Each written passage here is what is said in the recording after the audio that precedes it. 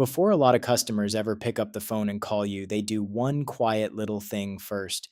They check the Better Business Bureau. It's almost a reflex at this point, especially for anyone hiring a contractor, choosing a professional service, or vetting a company they've never worked with before. And here's the problem: if just one false review or one outdated listing is sitting on your BBB profile, it can quietly talk a ready customer out of ever reaching out, and you'll never even know it happened. So let's clarify what we're talking about. The Better Business Bureau, or BBB, is a rating organization that's been around for decades.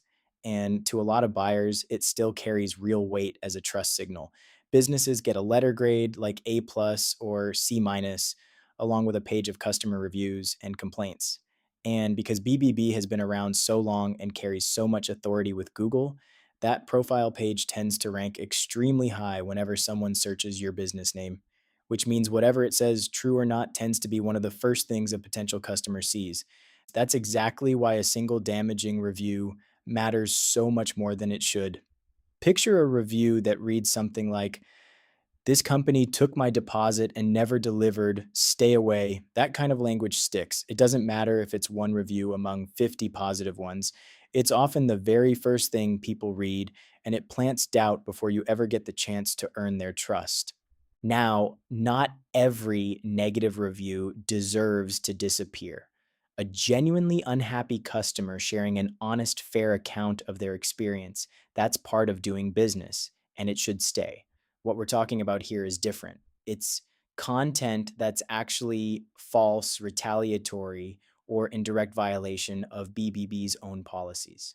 So let's go through what actually qualifies for removal.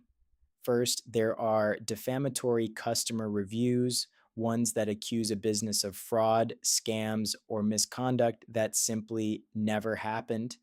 Then there are false or retaliatory complaints filed by people who were never even customers, or complaints about issues that were already resolved long ago. There are also fake and duplicate profiles, unauthorized listings that either split a business's reputation across multiple pages or impersonate the brand entirely. Some reviews are competitor planted, meaning coordinated one-star ratings placed specifically to drag a score down, not to reflect a real experience. Others come from outdated or incorrect listings, old profiles carrying the wrong address, a closed location, or even a former owner who has nothing to do with the business anymore.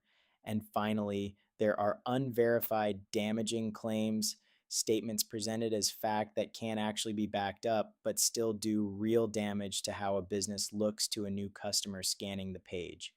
Once a review or a profile clearly falls into one of those categories, there's a structured process for getting it handled, and it runs through 5 stages. It starts with a consultation. This is a confidential conversation to understand exactly what's on the profile, which reviews are the problem, and what outcome actually needs to happen. From there comes documentation and strategy. This is where the case actually gets built, laying out precisely why each review or profile breaks BBB policy and mapping out the fastest realistic path forward. Next is submission and escalation. The dispute gets filed directly through BBB's own review and complaint channels, and where the evidence supports it, the case gets pushed further up the chain. After removal, there's a Google de-indexing step. This matters more than people expect because even after something is taken down from BBB, a cached version can still linger in search results for a while. Making sure that cached page drops out of Google is what actually stops it from quietly resurfacing. And finally, confirmation and payment. Once the removal is fully verified, that's when you're notified and that's when the invoice goes out, only after the work is actually done. When a review is genuinely removed and not just buried, the difference on the page is dramatic. A rating that was sitting at something like a C minus, dragged down by a couple of false reviews, can climb all the way back up once that content is gone, sometimes landing back at an A plus. And instead of seeing the damaging review, visitors see a simple note explaining that it was removed for violating BBB's own review policy and that it no longer factors into the rating at all. So, who actually needs this? It's a wider group than people assume. Local businesses, shops, contractors, and service providers are especially vulnerable because a single false review can genuinely empty a calendar for weeks.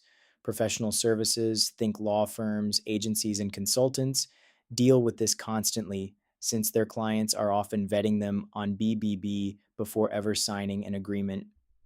Healthcare practices face it too, where a false complaint can be enough to scare off new patients who don't yet have any reason to trust the practice. And multi location brands and franchises have it hardest of all, managing reputation across dozens of BBB profiles at once, where one bad actor in one location can quietly damage the whole brand. At the end of the day, this comes down to a simple truth. Customers are checking this page whether you're paying attention to it or not. And if what they find there isn't accurate, isn't fair, or simply isn't true, that's not something you have to just accept. There's a real, verifiable path to getting it corrected and to getting your rating back to where it actually belongs. Catch more videos over on our YouTube channel, Media Removal. Hit subscribe, drop a comment, or leave a like if you found this helpful. Thanks for tuning in.